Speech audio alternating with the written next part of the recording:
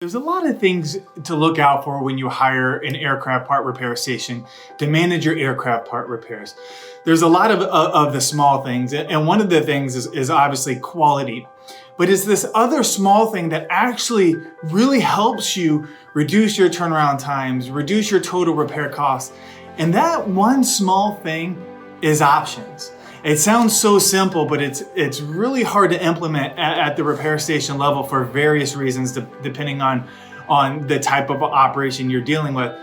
But options can mean a lot of different things, but the top ones are options. If your part goes BER, what are some of the options that you have to help resolve that issue?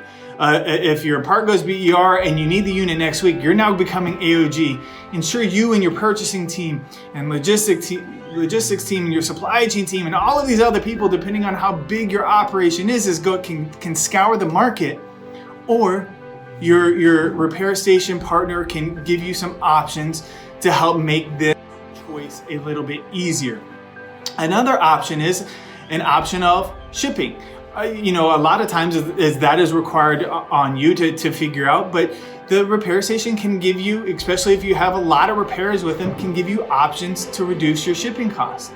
Another option they can give you is the options of piece parts. Do you want new or new surplus? New surplus piece parts are going to drive down the total repair cost. New, depending on who you are, could increase reliability and quality.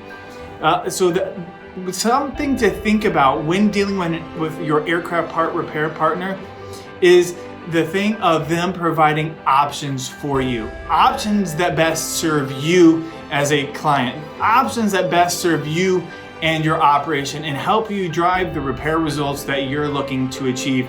And those top two goals, I'm sure, are reducing your total turnaround times and your total repair costs. I am Nate England, the CEO of Skylink, where we help operators, aircraft MROs, militaries, and leasers reduce their aircraft part repair turnaround times as well as their total costs. And I encourage you to go to join.skylink.com/repair-report, and I will give you the top 5 questions that you need to ask your next repair partner before you hire them. This was fun, and I will see you on the next video.